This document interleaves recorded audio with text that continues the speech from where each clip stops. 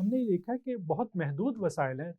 یعنی ویتنام بھی کوئی بہت زیادہ ترقی یافتہ ملک نہیں ہے، لیکن محدود وسائل کے باوجود انہوں نے ایسی کامیابیاں حاصل کی ہیں. اس پہ ذرا سا روشنی ڈالیے گا.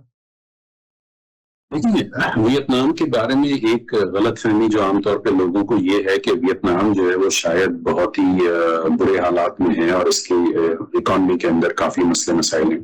میں آپ کو کچھ فگرز دیتا ہوں جس سے آپ کو اندازہ ہو جائے گا کہ ویتنام کی اکانومی کہاں پہ کھڑی ہوئی ہے. ویتنام کی اکانومی اس وقت ایشیا میں، ساؤتھ ایسٹ ایشیا میں، ایشیا میں نہیں بلکہ جنوبی مشرقی ایشیا میں چوتھے نمبر پہ آتی ہے. ظاہری بات ہے کہ یہاں پہ Indonesia, Indonesia, Singapore, Thailand اور پھر ویتنام.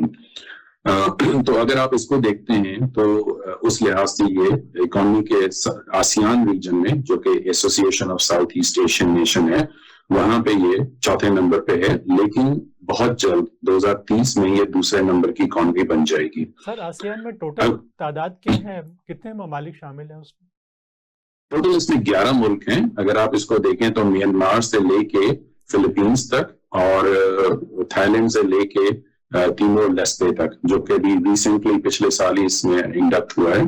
تو اس میں Indonesia, Malaysia, Singapore, Philippines, Vietnam, Cambodia, Laos, Thailand, Burma, یہ سب اس کے اندر آسیان کے اندر آتے ہیں. اگر آپ ویتنام کے نمبرز دیکھیں، اکانومک نمبرز، تو وہ $1 ٹریلین کی trade goods and services trade ہوئی ہے. $1 ٹریلین کا مطلب ہے 1000 ارب.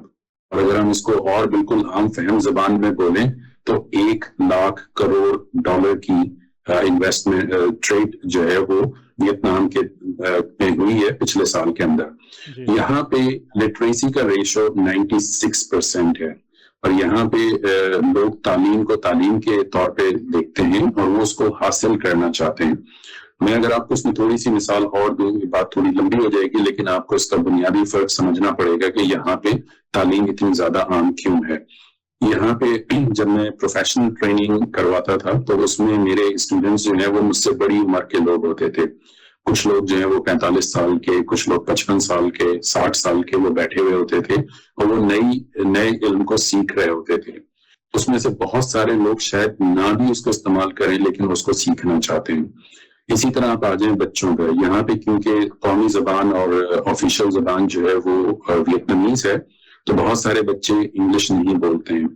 یہاں پہ والدین اپنے بچوں کو انگلش لینگویج سکھانے کے لیے بھیجتے ہیں اور وہ ان کے لیے 18,000 روپے پاکستانی روپے کے ایکویلنٹ 18,000 روپے سے لے کے 35,000 روپے تک پر منتھ پے کرتے ہیں تاکہ ان کا بچہ انگلش سیکھ جائے.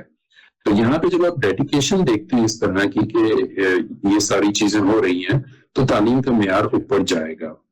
پھر آپ دیکھیں اساتذہ کی کیا عزت ہے. انفارچونیٹلی جو مجھے بڑا افسوس ہوتا ہے بحیثیت پاکستانی کہ اگر میں پرائمری اسکول ٹیچر ہوں تو شاید میری شادی بھی نہ ہو سکے پاکستان میں. لوگ رشتے نہیں دیں گے کیونکہ آپ پرائمری اسکول ٹیچر ہیں. تو جب ہماری سوسائٹی میں معیار یہ بن گیا ہے کہ آپ کتنا کما سکتے ہیں تو اسی حساب سے پھر چیزیں جو ہیں وہ بدلتی رہتی ہیں. ویتنام میں اس طرح نہیں ہے. ویتنام میں ٹیچرز کی بہت زیادہ عزت کی جاتی ہے. تو سر اسی طرح سے میرا خیال ہے تنخواہیں بھی زیادہ ہوں گی وہاں ٹیچرز کی. جی، تنخواہیں بھی اسی حساب سے زیادہ ہیں. ویتنام میں اگر آپ دیکھتے ہیں تو ویتنام میں زیادہ تر 3 ٹیئرز اسکولز جو ہیں وہ موجود ہیں. ایک سرکاری اسکول جہاں پہ بچہ جب پڑھنے جاتا ہے تو اس کی پرائمری تک ایجوکیشن فری ہے. اس کے بعد جو ہے وہ اس کو پے کرتے ہیں بہت نامنل سا اماؤنٹ. پھر ایک بائیلنگول جہاں پہ ویتنامیز کریکولم جو ویتنامیز سلیبس اور انٹرنیشنل سلیبس پڑھایا جاتا ہے. پھر ایک انٹرنیشنل اسکول جہاں پہ صرف انٹرنیشنل سلیبس پڑھایا جاتا ہے. تو تنخواہیں اسی حساب سے زیادہ ہیں. اگر آپ دیکھیں میں آپ کو ایک مثال دیتا ہوں. یہاں پہ ایک یونیورسٹی ہے جو کہ سرکاری یونیورسٹی ہے. وہاں پہ جو اس کے یونیورسٹی کے ڈین ہیں ان کی تنخواہ تقریباً 40 لاکھ روپے مہینہ ہے پاکستانی روپے کے حساب سے. تو اگر آپ اس کو دیکھیں تو تنخواہیں اسی حساب سے. انٹرنیشنل اسکول میں آپ کو 5 سے 6 ہزار ڈالر کی تنخواہ مل جاتی ہے. اسی طرح جب آپ جاتے ہیں بائیلنگول میں تو وہاں پہ بھی 3 سے 4 ہزار ڈالر کی تنخواہ ملتی ہے ایک ایکسپیٹ ٹیچر کو جو فارنر ٹیچر ہے.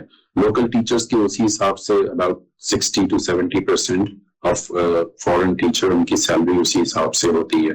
اور یہاں پہ تعلیم کو سکھایا جاتا ہے صحیح معنوں میں.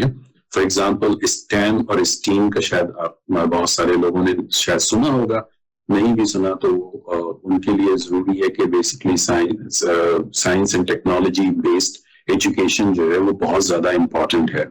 اور جب تک ہم یہ تعلیم نہیں دیں گے اپنے بچوں کو، جب تک ان کے اندر کیوریوسٹی نہیں ڈیولپ کی جائے گی، بچے تعلیم حاصل نہیں کر سکتے. جب ہم پاکستان کو دیکھتے ہیں تو پاکستان میں میرا خیال سے کوئی 72 طرح کے تو نظام تعلیم رائج ہیں. 72 میں ایک ایسی نمبر بتا رہا ہوں، یہ کوئی ایسا ہارڈ اینڈ فاسٹ نہیں ہے. اس میں آپ دیکھیں گے ایک مدرسہ کا تعلیمی نظام ہے، جو کچھ طالب علم وہاں پڑھنے جا رہے ہیں، بالکل پڑھنے جائیں، اس میں بھی 4-5 ٹیئرز ہیں.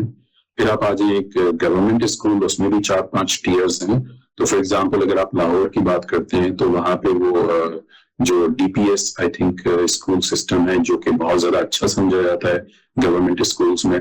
پھر اس میں 3-4 ٹیئرز اس کے اندر آ جاتی ہیں. پھر آپ پرائیویٹ اسکولس میں جائیں تو جو لوور لیول پرائیویٹ اسکول ہیں وہ 3-4 ٹیئرز کے ہیں. پھر مڈ لیول ہیں 3-4 ٹیئرز کے. پھر ٹاپ لیول ہیں وہ 3-4 ٹیئرز کے ہیں. پھر آپ کے آ جاتا ہے انٹرنیشنل اسکول. تو جب آپ بات کرتے ہیں اتنے سارے ایجوکیشن سسٹم جب ایگزسٹ کریں گے اور کو ایگزسٹ کریں گے تو ظاہر بات ہے تعلیم کا معیار جو ہے اس میں تو فرق آئے گا ہی. کیونکہ ہم ٹیچر کہاں سے لے کے آ رہے ہیں؟ ٹیچر ہمارے معاشرے سے آ رہے ہیں. اور وہ ٹیچر وہ ہیں جنہوں نے اگر ایک خاص تعلیمی نظام سے انہوں نے نہیں پڑھا تو اس تعلیمی نظام کو وہ پڑھا بھی نہیں سکتے. اور یہی وجہ ہے ہمارے یہاں جو ہے تعلیمی نظام کا فقدان جو بحران جو ہے وہ بڑھتا جا رہا ہے.